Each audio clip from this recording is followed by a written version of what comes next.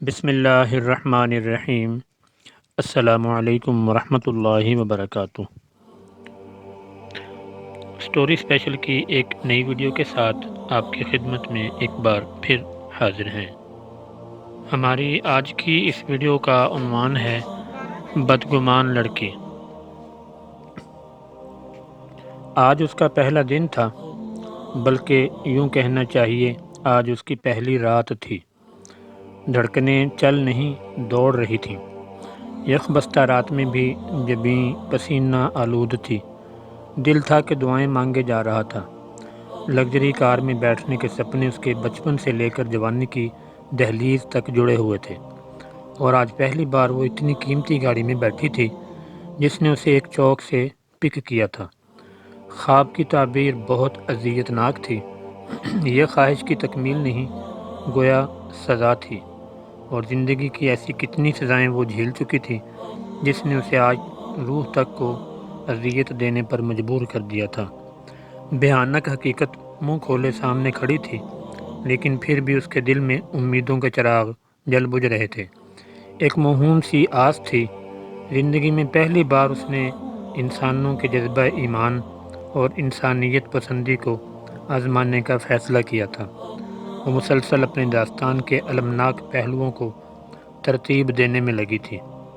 بس یہ فیصلہ مشکل ہو رہا تھا کہ کون سی مشکل زیادہ اذیت ناک ہے جسے وہ اپنی فہرست میں پہلے نمبر پر رکھ دے۔ کیا گھر میں بیماری سے تڑپنا اور دوائیوں کے لیے ترستا بیوہ ماں کا وجود بڑی اذیت تھا، یا چھوٹے بہن بھائیوں کا ایک دن سے فاقہ کشی میں تڑپنا زیادہ تکلیف دہ تھا؟ مالک مکان کا کرایہ کے لیے حتمی نوٹس زیادہ بڑا زوراور تھا، یا یونیورسٹی فیس کی عدم ادائیگی پر ڈراپ ہونے کا خدشہ جان لیوا تھا؟ سیکنڈ شفٹ کی نوکری کا چھوٹ جانا بڑی مصیبت ثابت ہوا تھا، یا نئی نوکری کا نہ ملنا مشکلات کا پیش خیمہ تھا؟ مشکلات اور تنگ جوئی کی طویل فہرست تھی۔ اذیتوں کا ایک نہ ختم ہونے والا سلسلہ تھا۔ فاصلہ کم ہوتا جا رہا تھا، دھڑکنیں مزید تیز ہو رہی تھیں۔ گھر سے نکلنے سے پہلے مغرب کی نماز میں وہ سیل رواں کی طرح بہتے آنسوؤں میں اللہ کے حضور گڑ گڑا کر نوافل کے ساتھ دعائیں مانگ چکی تھی، اور اسے اب یاد آ رہا تھا جب وہ اشکبار آنکھوں کے ساتھ گرد و نواح سے بے خبر دعا میں مشغول تھی۔ ساتھ والے ہی کمرے سے بیمار ماں کی مسلسل کھانسنے کی آواز آ رہی تھی، اور جب اس نے دعا کے اختتام کے بعد سامنے دیکھا تھا تو اس کے لیے مشکل ترین فیصلہ آسان ہو گیا تھا۔ آپی، آپ نے تو کہا تھا رات کو کھانا مل جائے گا۔ پھر یہ اس کی چھوٹی بہن صفا تھی جو ڈوبتی آواز میں آخری بار کھانے کا بول رہی تھی۔ اس سے آگے وہ کمزوری کے باعث نہ بول سکی تھی۔ اس نے صفا کو پیار سے پکڑ کر چارپائی پر لٹایا تھا۔ بس میں کھانا ہی لینے جا رہی ہوں، آپ میرا انتظار کرنا، سونا مت، اس نے اس کے ماتھے پر بوسہ لیتے ہوئے کہا تھا۔ آپی، میں بھی نہیں سوؤں گا۔ یہ 7 سالہ عبداللہ تھا جس نے اس موقع پر اپنی موجودگی کا احساس دلانا ضروری سمجھا تھا۔ ایمان نے مڑ کر ایک نظر معصوم چہرے پر ڈالی جہاں طلب و آس کا ایک جہان موجزن تھا۔ بیٹا یہاں آؤ، ایمان نے اسے بلایا تھا، اور جیسے ہی عبداللہ اس کے قریب آیا اس نے اسے سینے سے لگا کر بھینچ لیا تھا۔ معلوم نہیں یہ پیار کا جذبہ تھا یا ترس کا احساس جو اس کے چہرے پر نظر ڈالنے کے بعد اسے اندر سے توڑ دینے کے لیے کافی ہوا تھا۔ عبداللہ اور صفا کو لٹانے کے بعد باہر آ کر اس نے اپنی کلاس فیلو شیزہ کو کال کی تھی جو بلو ایریا کی یونیورسٹی میں با اختیار ڈیلر تھی۔ میں تیار ہوں، گاڑی بھیج دو، اس نے کال پر کہا تھا۔ گڈ سویٹی، تم ایسے ہی پریشان ہو رہی تھیں، 2-3 گھنٹے کی بات ہے، بس انتظار کرنا، 10 منٹ بعد گاڑی تمہارے گھر آ جائے گی، اور ان باتوں کا خیال رکھنا جو تمہیں بتائی تھیں، شیزہ نے چہک کر کہا تھا۔ 10 منٹ بعد جو سفر شروع ہوا تھا اس کا اختتام ایک خوبصورت کوٹھی کے سامنے ہوا تھا۔ ڈرائیور نے گاڑی گیراج میں پارک کرنے کے بعد اس کی ایک خوبصورت سے بیڈ روم تک رہنمائی کی تھی۔ آپ یہاں بیٹھیں، صاحب آتے ہیں۔ وہ اس کو بٹھا کر چلا گیا۔ کمرہ ٹھنڈا تھا لیکن اس کو پسینے آ رہے تھے۔ وہ حافظہ تھی، 5 وقتہ نمازی تھی۔ زندگی کے 21 سال گزارنے کے بعد بھی آج تک خدا کی قائم کردہ حدود سے نہ نکلی تھی، لیکن آج اس کا خود پر سے 21 سال کا زعم ٹوٹنے والا تھا۔ وہ وہاں بیٹھ کر خود کو زمانے کی بدترین عورت محسوس کر رہی تھی۔ کیا اس کی زندگی بھر کی کمائی خاک میں ملنے والی تھی؟ کیا اس کے بعد بھی وہ خدا کا سامنا کرنے کے قابل رہے گی؟ عبادتوں کے ضیاع سے خدا کی جدائی کا غم شدید تھا۔ وہ بچھڑنا نہیں چاہتی تھی لیکن بچھڑ رہی تھی۔ زندگی کا واحد سکون خدا کو حال غم سنانا تھا، اس سے باتیں کرنا تھا، اس کے حضور سجدہ ریز ہونا تھا، جسے وہ کبھی کھونا نہیں چاہتی تھی۔ لیکن چاہت سے کچھ نہیں ہوتا، حالات سے ہوتا ہے، اور حالات نے بتا دیا تھا اس کے راندہ درگاہ ہونے میں چند ہی لمحے باقی تھے۔ انتظار طویل ہو رہا تھا، آدھا گھنٹہ بیت چکا تھا۔ اس کے سامنے صفا اور عبداللہ کے معصوم چہرے منڈلا رہے تھے۔ وہ بے چینی سے اپنی انگلیوں کے ساتھ کھیل رہی تھی۔ نظروں کا رخ دروازے کی جانب تھا۔ یہ دروازہ کھولنے کے بعد اس کا تعلق اللہ سے تعلق والا دروازہ بند ہونے والا تھا۔ وہ گھر سے لے کر اس کمرے میں آنے تک معجزے کی دعا کر رہی تھی۔ وہ دعا کر رہی تھی، اس دروازے کے پیچھے سے برآمد ہونے والا آدمی نہیں، انسان ہو۔ نہیں، انسان نہیں، فرشتہ ہو۔ اچانک ڈور لاک میں حرکت ہوئی۔ وہ آ گیا تھا۔ ایمان کی دھڑکن میں اضافہ ہو گیا تھا۔ دروازہ کھل گیا تھا، لیکن سامنے کا منظر دیکھنے کے بعد اسے یقین ہو گیا تھا اس کی دعائیں قبول نہیں کی گئی تھیں۔ صرف دل نہیں ڈوبا تھا، ایمان بھی ڈوب رہی تھی، ایمان بھی ڈوب رہا تھا۔ خبر درست ہے نا؟ امجد نے دریافت کیا۔ ارے یار، تم سے جھوٹ کیوں بولوں گی؟ مگر تمہارے پاس وقت کم ہے، جو کرنا جلدی کرنا۔ فون کے ریسیور سے نسوانی آواز ابھری۔ اچھا ٹھیک ہے، تم سے بعد میں بات کرتا ہوں، میں ذرا آج اس سے حساب چکتا کر رہا ہوں۔ امجد کی آواز میں جوش کے ساتھ انتقام کی آگ جھلک رہی تھی۔ یہ کہہ کر اس نے کال کاٹ دی اور جلدی سے دوسرا نمبر ڈائل کرنے لگا۔ یار، نعمان اور اسلم کو لے کر نکلو، شیزہ کی کال آئی تھی، کیمرے اور لائٹنگ لے کر چلنا، میں بھی گاڑی نکال کر پہنچ رہا ہوں، جلدی۔ امجد نے یہ کہہ کر دوسری طرف سے بات سنی اور کال کاٹ کر اچھل کر کھڑا ہو گیا۔ اس کے چہرے سے وحشت ٹپک رہی تھی۔ دروازے سے برآمد ہونے والے شخص کو وہ جانتی تھی، وہ سر جمشید تھے۔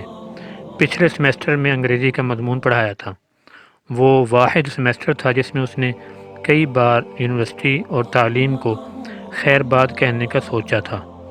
وہ کون سا طریقہ ہوگا جس کے ذریعے سر جمشید نے اسے پھانسنے اور ہراساں کرنے کی کوشش نہیں کی تھی؟ اس کا حسین ہونا اس کے لیے مشکلات کا باعث بن گیا تھا۔ پھر حسن سے زیادہ اس کی شخصیت کا وقار اور سنجیدہ پن ایسی خصوصیات تھیں جو ایمان میں قدرتی کشش کا سبب بنتی تھیں، لیکن وہ اپنی حدود کا بے حد خیال رکھتی تھی، اور اس کے کلاس کے لڑکے بھی اتنی جرأت نہیں کر پاتے تھے کہ اس سے کبھی کوئی غلط بات بھی کر سکیں۔ غلط باتوں کا آغاز وہاں سے ہوا تھا جہاں سے وہ تصور بھی نہیں کر سکتی تھی۔ سر جمشید 35 سے 40 سال عمر کے شادی شدہ شخص تھے۔ وہ ان کو جتنا اگنور کرنے کی کوشش کرتی رہی، وہ اس کے پیچھے اتنی شدت سے پڑنے لگے تھے۔ پھر انہوں نے وہ کام کیا کہ ایمان کو مجبوراً ان کے آفس میں جانا پڑنے لگا۔ وہ تمام سیمسٹرز میں ٹاپ کرتی آئی تھی۔ اسی کو بنیاد بنا کر اسے زبردستی جی آر بنا دیا گیا۔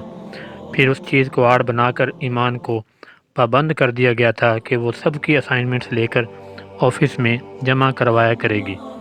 ہر بار آفس میں جانے کے بعد اسے جس اذیت سے گزرنا پڑتا تھا وہ ایمان ہی جانتی تھی، اور فائنل امتحانات سے پہلے تو انہوں نے حد کر دی تھی۔ اسے آفس بلا کر باقاعدہ طور پر پرپوز کر دیا، ساتھ میں کئی سبز باغ دکھانے کی کوششیں بھی کی کہ وہ اسے دوسری بیوی کے طور پر بہت خوشحال رکھیں گے، وغیرہ وغیرہ۔ وہ دن تھا جب اس نے بلا لحاظ انہیں کھری کھری سنائی تھی اور اسائنمنٹ ٹیبل پر پھینک کر چلی آئی تھی۔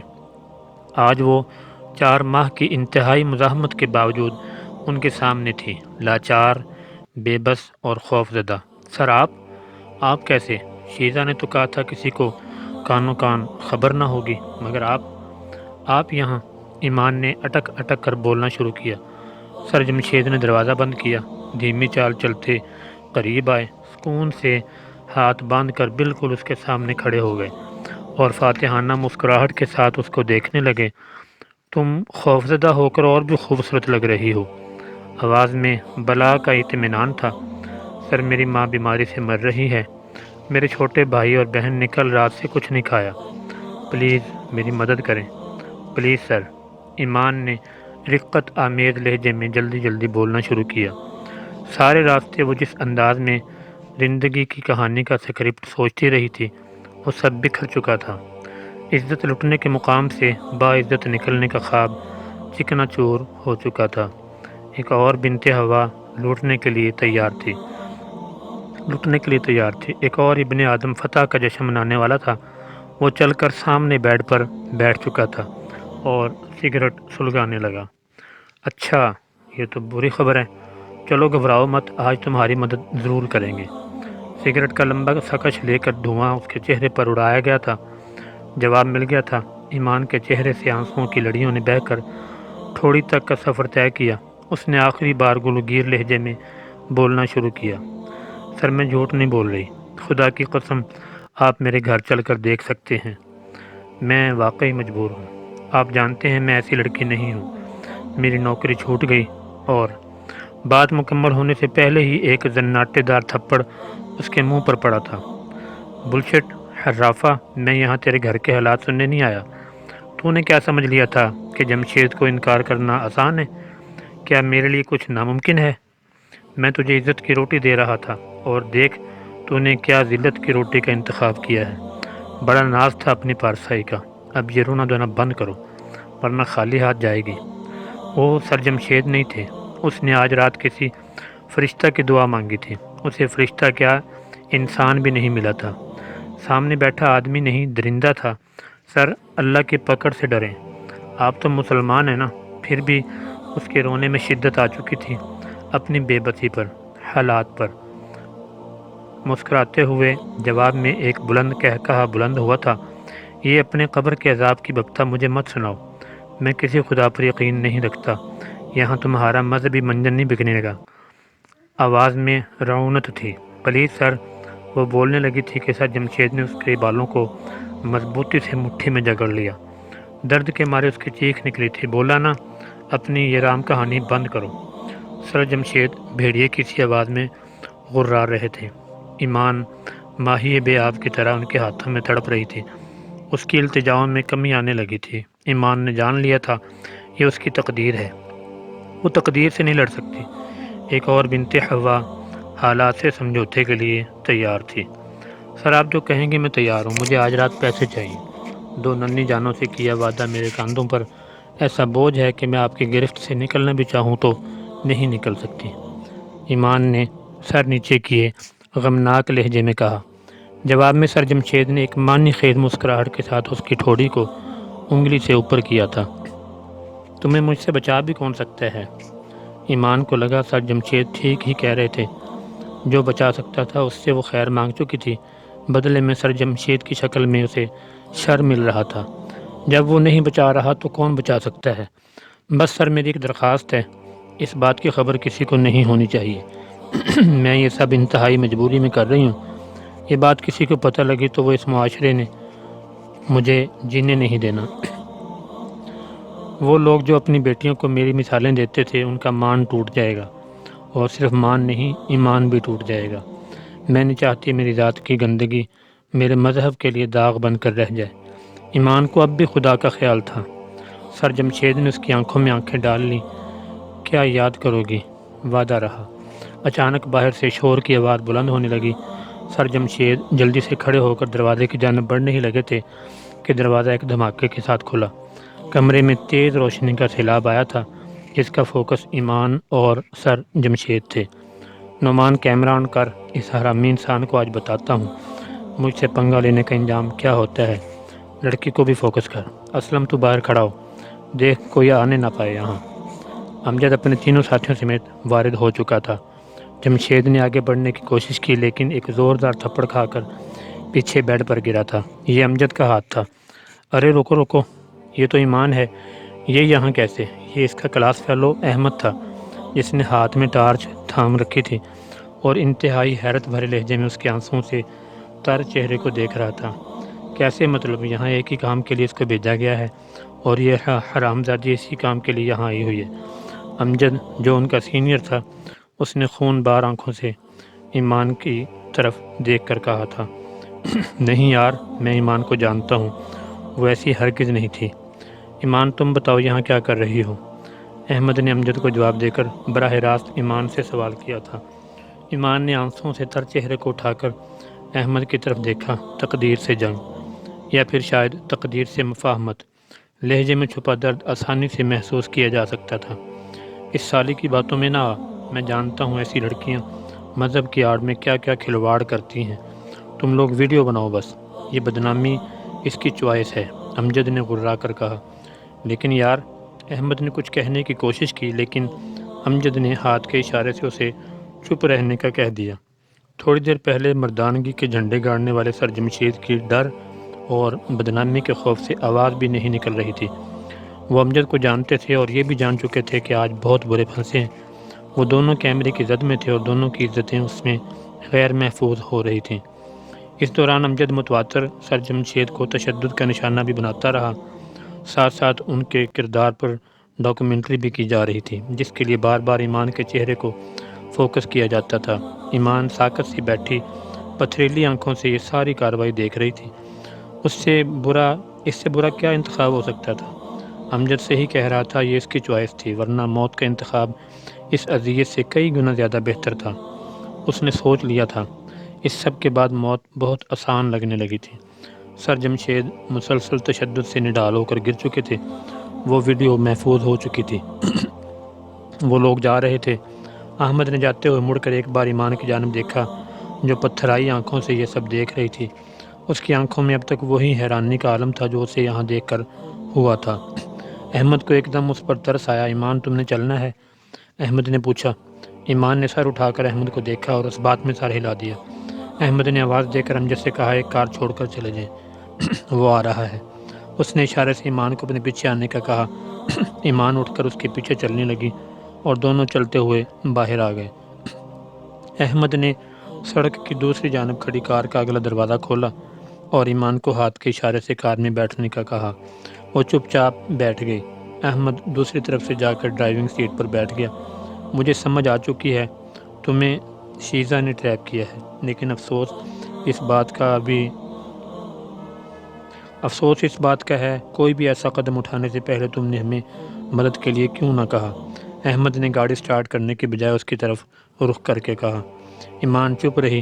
ہمیں سر جمشید کے متعلق خبریں مل رہی تھیں کہ یہ یونیورسٹی کی کافی لڑکیوں کو بلیک میل کر رہا ہے، جن میں ہمارے ایک دوست کی بہن بھی ہے۔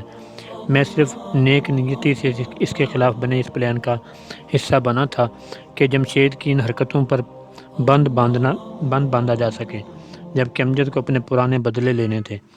پلان یہی تھا کہ شیزہ کے ذریعے اسے ٹریپ کیا جائے گا، اس کی ویڈیو بنا کر اسے بلیک میل کیا جائے گا، اور جن لڑکیوں کو یہ بلیک میل کرتا رہا ہے ان کے خلاف سارا مواد اس سے نکلوایا جائے گا۔